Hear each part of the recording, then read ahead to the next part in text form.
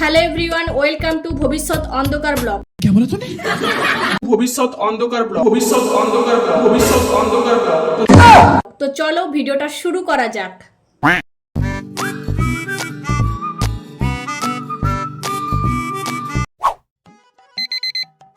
এখন হয়েছে ভোর, না সরি, সকাল 8টা বাজে। এখনো আমি ঘুম থেকে উঠিনি, আর এখানে মা চিৎকার করে ডাকছে, এই রুম্পি রুম্পি, ঘুম থেকে ওঠ। কিন্তু আমি তো ঘুম থেকে উঠবো না। এখন আমি ঘুমাবো, ল্যাদ খাবো, ঘুমাবো, ল্যাদ খাবো। একেবারে কি ঘুম থেকে ওঠা যায়? সম্ভবই নয় আমার দ্বারা। তো আমি এরকম ঘুমাতে থাকি, ল্যাদ খেতে থাকি, ঘুমাতে থাকি, ল্যাদ খেতে থাকি। তারপর আমি একটা সময়ের পর ভাবলাম না, উঠে পড়ি। তো উঠে পড়লাম। উঠে আমি চলে এলাম ব্রাশ করতে। ঘুমন্ত অবস্থায় এখন আমি ব্রাশ করছি। ব্রাশ করা শেষ হয়ে গেছে, এরপর আমি বসে গেছি খেতে। এই যে দেখো আমি কিরকম হাতির মতো খাচ্ছি। খাওয়ার পর বসে গেছি এক কঠিন যুদ্ধে।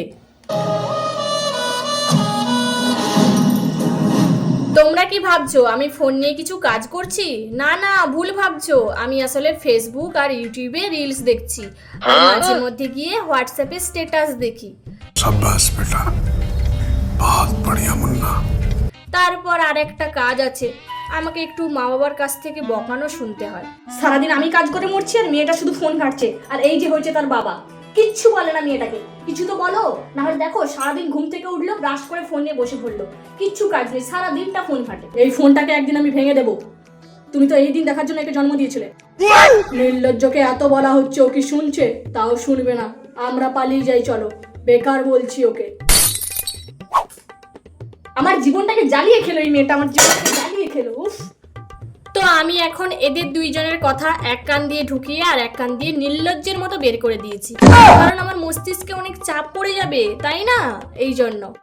वाह दीदी, वाह दीदी, दीदी वाह दीदी, दीदी दीदी। এইভাবে আমি ফোন দেখতে দেখতে কখনো কখনো হ্যাঁ হ্যাঁ করে হাসি, আবার কখনো কখনো খুব কষ্ট পাই, আবার কখনো কখনো খুব রেগে যায়, আবার কখনো কখনো লোকের বিয়ে দেখলে কি বিয়ে করতে ইচ্ছে করে, আবার কখনো কখনো লোকের ডিভোর্স দেখলে ভাবি না থাক, বিয়ে করব না, আমার আর এই জন্মে বিয়ে হবে না।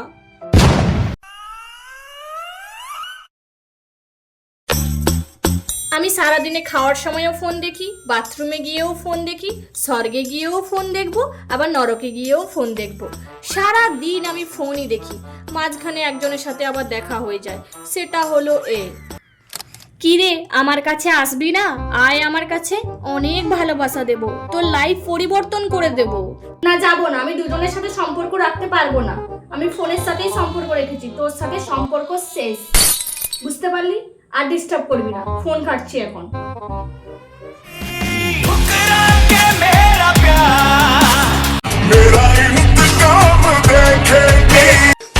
একদিন তোর আমার কথা মনে পড়বে, সেদিন কিন্তু তুই আর আমাকে পাবি না, খুব আফসোস করবি। তো আমি এখানে বইকে ধোকা দিয়ে ফোনটাকে আপন করে নিয়েছি। তো সারাদিন আমার এইরকম রিলস দেখতে আর বাবা মার বকা শুনতে কেটে যায়। এবার চলে এলো রাত। রাত্রিবেলায় খাওয়া দাওয়া হয়ে বিছানায় শুয়ে পড়েছি, কিন্তু আমি এখন ঘুমাবো না। এখন বাজে মাত্র 11টা। আমি এখন 12টা, 1টা, 2টো, 3টে, কখনো আবার 4টা পর্যন্ত ফোন দেখবো, তারপর আমি ঘুমাবো। তো ফোন দেখা হয়ে গেছে, এরপর আমি ঘুমানোর চেষ্টা করছি, কিন্তু ঘুম আর ধরেনি। এবার চলে এলো ডিপ্রেশন। লাইফে আমি কি করব?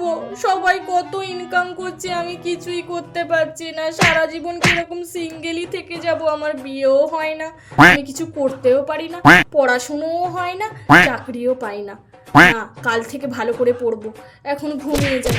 তো কোনো রকম এইরকম সান্ত্বনা দিয়ে ঘুমিয়ে পড়লাম, কিন্তু মাঝখানে আবার ঘুম ভেঙে যায়, কারণ ওই যে রিলসে আমি ভূত দেখেছিলাম, সেই ভূত যেন মনে হয় আমার রুমে এসছে, ওইটা দেখে ঘুম ভেঙে যায়। তো তারপর আমি এই ভাবতে ভাবতে ঘুমিয়ে পড়ি। এই জন্যই তো আমার সকালে উঠতে দেরি হয়। তো কেমন লাগলো ভবিষ্যৎ অন্ধকার ব্লগ? তোমরাও কি আমার মতো এরকম ডেলি রুটিন ফলো করো? তাহলে অবশ্যই কমেন্টে জানাও, আর ভিডিওটা ভালো লাগলে লাইক, শেয়ার আর সাবস্ক্রাইব করে দাও।